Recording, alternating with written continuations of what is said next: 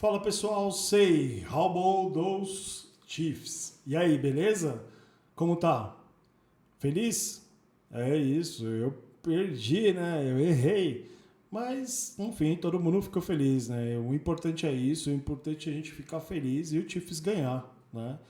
Então, falando um pouquinho aqui sobre a rodada e principalmente agradecendo você que acompanhou a gente no YouTube, aqui no YouTube, né, com a transmissão que a gente fez aqui do React do jogo. Mais de 3 horas falando não é fácil, então muito obrigado se você pôde acompanhar um pedação ou todo o jogo. E também acompanha a gente lá no Instagram, né, Chiefscast Brasil. A gente está com uma IA sempre lá disponível para a gente poder pegar notícias dos Estados Unidos e trazer, traduzir e colocar lá de uma forma assertiva. Às vezes erra, às vezes acerta ali, a gente vai fazendo uma curadoria, mas já está fazendo agora story, depois vai fazer reels, então vai ficar bacana. É importante para a gente, né, para não ter esses viés que normalmente tem a imprensa, né, aqui no Brasil principalmente, está cheio de cara que quer colocar coisas e defeitos no Chiefs. A gente sabe quais são os defeitos, a gente sabe quais são as virtudes. A gente foi dormir no domingo achando que a gente não ia classificar, que a gente era o pior time. Tem Power Rank colocando o Chiefs lá para 11º e 12º. E hoje todo mundo falando que o Chiefs é o time da virada, é o time do amor e que o Mahomes é o MVP. E assim, MVP, peraí, cara, a conversa tem muita coisa para falar. O padeiro lá, né, o Baker Mayfield, tem jogado muito bem lá no Tampa Bay. Então tem vários bons jogadores aí que a gente pode colocar. Mas óbvio, o Mahomes é o Mahomes. A gente sabe do poderio que o Mahomes tem quando ele encasqueta alguma coisa na cabeça, né? E esse jogo ele tava com isso, né, na cabeça ali, precisava dar uma resposta. Foi um que o americano chama de statement, né? Foi um jogo realmente com uma vitória de V maiúsculo aí, uma vitória maiúscula, exatamente o que a gente precisava, né? Basicamente a gente tinha visto isso contra o Ravens, mas a gente não sabia que o Ravens era o Ravens que a gente está vendo agora um 5. Tinha o Lamar Jackson, né? Ainda tinha uma ameaça. E obviamente agora contra o Lions, né? Que era o time que todo mundo estava colocando aí como o bicho-papão da NFL. Eu não acho que tem nenhum bicho-papão na NFL esse ano, mas obviamente era um time que todo mundo queria ver esse confronto e tá aí, né? Foi um jogo realmente muito bom nas 3 fases da bola, special teams, ataque e defesa. Realmente foi uma virada de chave. Eu espero que tenha sido uma virada de chave. É como eu falei aqui no Thumb, né? Foi uma vitória de atitude. Né? Tem que ter atitude, o Chiefs tem que ter atitude. Eu tenho uma teoria que eu sempre coloco que, para mim, o Chiefs ele conheceu a fórmula da vitória para chegar no playoff. Ele vai arrastando esses jogos e aí, quando tá lá para o meio da temporada, ele tá classificado e aí já viu. Né? Então, para mim, eu acho que eles acabam administrando algumas coisas. Óbvio que tem jogo ali que eu acho que não dá para administrar. Esse jogo contra o Lions não dá para administrar. O jogo contra o Giants não dava para contra o Eagles não dava para administrar. Óbvio, teve aquela interceptação em cima do Kelsey ali, e depois contra o Jaguars a interceptação, né, que o Mahomes ali tenta o Juju também não conseguiu, porque é um retorno, né, um pick six ali de 99 jardas. Então, mas se a gente colocar na conta essas duas quase vitórias, né, se somarem as 3 derrotas do Chiefs, o Chiefs perdeu por 12 pontos, né, somando os 3, então são sempre uma posse de bola. Mas eu acredito que a gente teve contra o Lions a melhor partida do ano. Né? Então, isso dá uma esperança para o que está vindo. Né? Se a gente olhar aqui a classificação, então 2-4, né, para o próximo adversário aqui, o Raiders. Raiders Week, Losers. E vamos ver o que vai dar. Né? Assim, obviamente é um rival de divisão. A gente sempre entra com o Raiders 880, ou a gente entra querendo acabar com a cabeça dos caras, ou então a gente é sempre um cara que tenta passar um pano aqui para os caras. Vamos ver, né, assim, o que vai acontecer. É um jogo em casa, primeiro jogo do horário, né, então um jogo ao meio-dia lá, 14 horas aqui no Brasil. Então a gente vai ter que ver o que eles vão programar para esse jogo. Mas a classificação 4-2, 4-2, né? Chargers e Broncos. Chargers pegando aí o Miami, quase se complicando no final. Um jogo do Tua com 3 interceptações, mesmo assim teve chance de ganhar ali, faltando 1 minuto e pouquinho para acabar o jogo. E aí o Chargers acha ali uma bola, né, e consegue fazer o field goal. Broncos jogou contra o Jets, o segundo pior time da NFL para mim, né, um time 0-5, 0-5, e que, cara, assim, não tem muito o que fazer, né? Quase que o Broncos ali se atrapalha, um jogo em Londres, quase que o Broncos perde ali esse jogo. O time do Broncos tem uma defesa incrível, o ataque com o Bo Nix que não está produzindo. Então, olho nisso, porque o calendário deles é bem complicado também, como eu vou mostrar daqui a pouco. E, por fim, aqui o Raiders, aí sim, pegando o pior time da NFL para mim, né, que é o Titans. Inclusive, demitiram o técnico ontem, então conseguiram a vitória que precisava. Imagina se a gente não tem essa vitória contra o Lions, a gente já está 2-4 como o Raiders aqui na classificação. Então foi super importante para a gente essa vitória, considerando, né, obviamente, tudo o que aconteceu. Eu fiz um exercício aqui, um exercício bem básico de tabelas, né? Até porque eu queria ver como que ia ficar a divisão olhando aí para a tabela.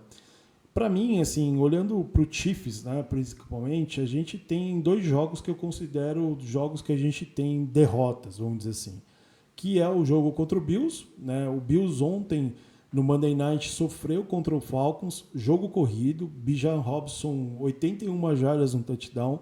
A defesa do Bills tem tomado muitas jardas terrestres, mas a gente não tem um corpo de running backs que consiga produzir 81 jardas numa jogada explosiva, né? Kareem Hunt e o próximo Pacheco, né? A gente não tem essa característica. Eu colocaria muito mais para jogar o Brashad Smith, né? Mas provavelmente o Brashad Smith, pelo plano de jogo que eu tenho visto, ele está sendo usado muito como running back 3, que era uma função que a gente já teve o McKinnon, o Perrine, então esses caras sempre fazem esse wide receiver 3, running back 3, que é um running back wide receiver. Eu gosto dessas chamadas, principalmente para checkdowns para o Brashad Smith. Isso não acontece com o Pacheco. O Pacheco, quando a linha de running back e wide receiver, a bola quando vai para ele normalmente dropa essa bola. O Kareem Hunt tem sido usado muito mais como uma função de fullback, ele tem jogado muito bem como fullback, então é importante a gente ter essa jogada. O Chiefs sempre teve essa jogada no pacote aí, tight end, fullbacks. O Noah Gray fez algumas jogadas como fullback e agora está indo muito mais para o lado do Kareem Hunt. E a gente viu o Brashad Smith fazendo algumas funções de jet sweep, né, que é essa bola que normalmente o quarterback passa com o motion ali de um wide receiver ou de um running back, e ele corta por trás ali da linha ofensiva e acha buracos. Nessa última partida, quem fez isso foi o Hollywood Brown. Tem um touchdown, se eu não me engano, o primeiro touchdown do Hollywood Brown era um jet sweep, e ele faz essa jogada, toma 2, 3 bloqueios ali. Se eu não me engano, o Kelsey faz um bloqueio, o Noah Gray faz um bloqueio, e aí ele consegue chegar na end zone. Então, a gente não tem uma jogada para ganhar do Bills, né? Mas é importante a gente ter um comitê de running back mais fortalecido. Tem muito se falado de Alvin Kamara, do próprio Bryce Hall lá do Jets. Eu acho que não vai trocar por ninguém, tá? Eu acho que o Chiefs, se trocar por alguma coisa, é uma peça defensiva, alguém de meio de linha ali, mas eu não acho que running back, né, a gente vai atrás, até porque não é uma característica nem do Andy Reid de ter um jogo corrido forte. Ele tinha muito isso na época do Eagles ali com o McNabb, ele teve algumas de ter um quarterback móvel, mas nunca foi uma premissa do jogo ter um running back como um Jamal Charles, por exemplo, né? Imagina o Jamal Charles nesse time do Chiefs hoje em dia. Ia ser assim um deleite pra gente que é torcedor das antigas ver o Jamal Charles, né, com um plano de ataque para ele ali, ia ser incrível. Mas infelizmente os nossos ídolos ficam velhos, né? Nossa, me dá muitas saudades aqui do Jamal Charles fazendo esse tipo de jogada. Que foi pro Broncos, né? Então, mas isso é um papo para uma off-season, a gente falar um pouquinho como doeu ver o Jamal Charles sair do Chiefs e ir pro Broncos.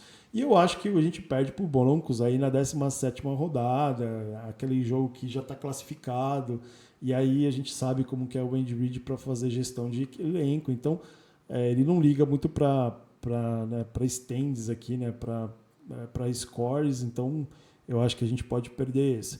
Mas os outros jogos tem um sinal amarelo ou outro ali contra o Commanders, tem um sinal contra o próprio Broncos, Colts, Cowboys. Não são jogos, tirando o Titans aqui, que é o bonus round ali, e a própria bye week, são jogos que a gente sabe como que funcionam, né?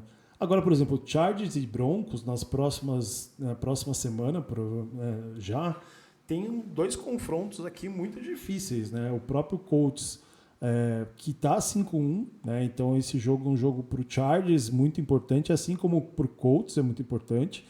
E o Broncos pega o Giants, né? Que está vindo numa ascensão muito grande, né? O Skatebull e o Dart fazendo uma boa dupla lá, revitalizando o jogo, né, do Giants, né? Então, assim, são 2 pedreiras. Se eles tiverem um bônus round aqui nessa semana, na próxima semana é pedreira. E o Chiefs pega o Raiders. Então, a divisão pode ficar 4-3 para todo mundo, né? E aí o Raiders, obviamente, com 2-5. Então, assim, é uma semana decisiva aí para as pretensões dos times aqui na AFC West. Mas o Chargers tem complicado aqui, tá? O Chargers tem Vikings, tem o bônus round aí, o Titans, mas tem Steelers e Jaguars antes do bye deles. E eles estão sofrendo aí com contusões. Então, o Vikings tem uma linha ofensiva razoável aqui, né? Não pode nunca duvidar de um time que tem o Justin Jefferson aí. A defesa do Broncos é muito boa, o Nick Bonito tem jogado muito bem, a gente tem aí o Corey Sutton no ataque, então assim, mas o Bo Nix não tem produzido. E o Chargers aqui, né, principalmente, perdeu aí muita força na linha ofensiva, né? Então, vamos ver como que isso vai acontecer, porque esses caras vão chegar, principalmente essa defesa aí do Flores, ele, cara, capaz de chegar muitas vezes ali no Justin Herbert, né, e causar algumas coisas. No lado do Broncos, cara, a segunda metade da temporada do Broncos é ruim, né? Se pegar aí Commanders, Packers, que pode estar na briga lá para ganhar a divisão deles, Jaguars, né, que ganhou da gente aqui, então, e termina contra o Chargers, né? Então, assim, são jogos aí bem difíceis, e o Raiders, né, a gente sabe como que é. Eu não vejo nenhuma vitória enquanto esse sistema tiver colocado lá para o Geno Smith. Então a gente precisa ficar de olho ali nessa parte, porque pode desequilibrar bastante, como é o que sempre faz, né? O Raiders sempre desequilibra porque sempre acaba dando vitórias para outros times e não consegue performar, né, do jeito que precisa. Então, vamos ver. Mas uma coisa engraçada que aconteceu essa semana, engraçada não, né? Mas são os meus palpites aqui. Eu errei só um palpite. Para mim foi assim, é o jogo que eu acho que todo mundo errou, né? Que é Eagles e Giants. O Giants mostrou uma força, uma resiliência muito grande, né? Como eu falei, o Darsh tem jogado muito bem, tem mostrado personalidade. Uma das coisas que mais importa para um quarterback novo na NFL é a personalidade. A gente tem visto o Drake May lá no New England. São QBs de personalidade, né? Então eu acho que muito mais... Isso é muito legal, né, na NFL, né? Porque dá a oportunidade de aparecer esses caras de personalidade, né? O próprio Joe Burrow, o Josh Allen, né? São caras de personalidade, né? Apesar da gente não gostar muito, mas são caras de personalidade. Então, tomara que realmente, né, Nova York consiga achar o seu QB aí, pelo menos o Giants. O Giants é uma bagunça, precisa fazer muita coisa lá antes de achar um QB. Mas eu acho que esse jogo aqui todo mundo perdeu, e também fala um pouco sobre o Eagles, né? O Eagles aí pratica, para mim, o futebol americano mais chato de ver qualquer time jogar é o do Eagles. O A.J. Brown numa tiriça, o Devonta Smith também, assim, muito apagado, vamos dizer assim. Saquon Barkley numa ressaca total, parece que ele queria esse Super Bowl, e é isso. Johnny Hurts não é um cara para lançar a bola, né? O coordenador ofensivo é novo, e o Nick Sirianni assim, eu nem posso falar o que eu acho do Nick Sirianni, porque senão o canal no YouTube aqui cairia, né? Mas assim, eu acho que a gente passou pelo Eagles ali e a gente poderia ter ganhado esse jogo, né? Teve ali o touchdown a interceptação em cima do Kelsey, que era para ser um touchdown, e isso comprometeu aquele jogo, mas eu coloco esse jogo como um jogo que a gente deveria ter ganho. Em qualquer forma, eu tô 14-1 dessa semana. Pô, não jogo, não aposto em bet, mas 14-1 aqui me deixou muito feliz. Porque normalmente é isso, né? A gente está entrando aqui no segundo terço da temporada e isso mostra pra gente o quanto que a gente está conseguindo alinhar aí as expectativas do jogo. Então, eu fiquei feliz. E é isso, vamos ver aqui o nosso recorde 48-29, estamos bem na temporada. A gente vai se classificar aí bem para pós-temporada também. Bom, falando um pouquinho aqui do jogo em si, então eu não vou me alongar muito porque eu já falei do Mahomes, né? Mahomes aí com 300 touchdowns, chegou à marca de 300 touchdowns na carreira, contando aí playoffs, né? Ele tinha chegado a 250 só em temporada normal, agora 300 contando playoffs, 139 jogos para isso, é o jogador mais novo e mais rápido a chegar nessa marca. Obviamente aqui a questão do ataque, né? Ataque produzindo muito, principalmente Hollywood Brown, ali a gente aparecendo muitas vezes com o Juju. Travis Kelce fez uma partida gigante. E a gente tem o Rice Baby, né, cara? Assim, a gente voltando aí essa semana 7 com o Rashid Rice. Vai dar uma dinâmica diferente para esse jogo aqui. Depois, na quinta-feira, além da Jury Report, eu quero mostrar um pouco do Deep Chart aí, porque muda um pouco, né? A gente volta com o wide receiver 1, que é o Rashid Rice.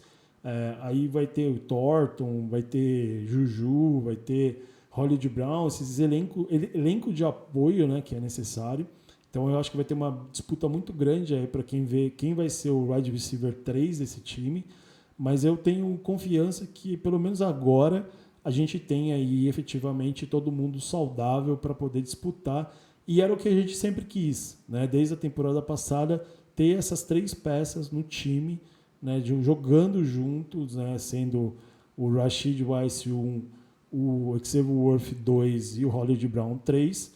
E aí o Juju, né, o Thornton, esses caras que estão aparecendo aqui como backups aí importantes para essas formatações, né, de jogo, que vai dar aquilo que a gente sempre disse, né, profundidade, né, e o meio-campo aparecendo mais. O Kelsey apareceu muito nesse jogo, né, no meio-campo. É a bola de segurança do Mahomes, então você tendo essa profundidade do campo, né, tendo jogadores que são capazes de fazer coisas diferentes, a gente sabe que a gente fica bem.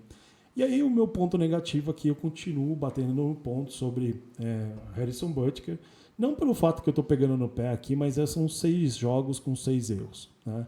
E aí uma pitada histórica aqui, o Mahomes, ele era o camisa número 5 lá no college, lá em Texas Tech. E normalmente esses caras gostam do número e trazem esses números para a NFL. E o Mahomes só não trouxe o número 5 porque na época, quando ele chegou, quem era o número 5 do Chiefs era o Cairo Santos. E ele já disse em várias entrevistas que ele não quis pedir o número para o Cairo Santos. Bom, o Cairo Santos foi dispensado do Chiefs por muito menos do que o Harrison Butker fez hoje, né? Então, assim, o meu ponto é que são 2 pesos, 2 medidas, né? Por que a gente está falando de ter um kicker que é tão caro e está entregando tão pouco?